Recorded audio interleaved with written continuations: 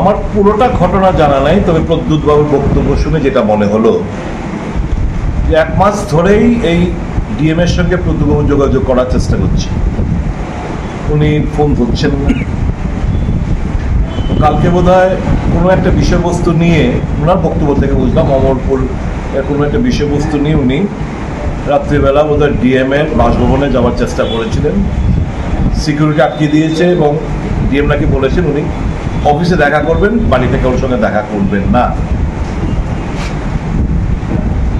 এটা আমি বলবো he is a public servant, DM is a public servant, একটা পাবলিক রিপ্রেজেন্টেটিভ এবং একটা ওয়েল নোন পার্সোনালিটি।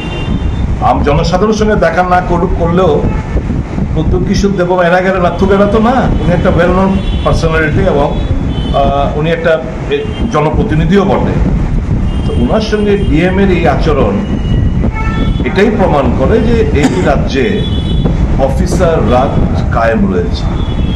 দুর্বল মুখ্যমন্ত্রী, দুর্বল তার প্রশাসন, তাদেরকে টোটাল পুতুল নাচ নাচাচ্ছে অফিসাররা।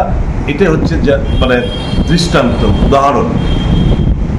যখন এই একটা রাজ্যে অফিসার রাজ কায়েম হয়, স্বাভাবিকভাবে এরকম ব্যবহার জনপ্রতিনিধিরা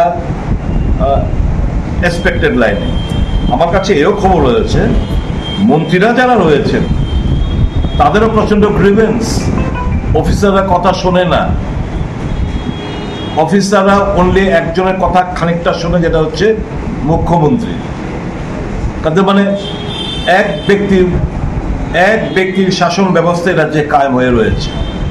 অফিসাররা they are having merry go rounds, মানে দারুণভাবে এনজয়িং লাইফ। তো ইট স্পিক্স ভলিউম যে একটা দুর্বল প্রশাসনের এবিসিডি না জানা মুখ্যমন্ত্রী, দুর্বল প্রশাসনের কাণ্ডারি, কাজে অফিসার রাজ কায়েম হয়েছে। অফিসাররা তো অবশ্যই তারা এরকম ব্যবহারটাই করাটাই স্বাভাবিক, অস্বাভাবিক কিছু না বলে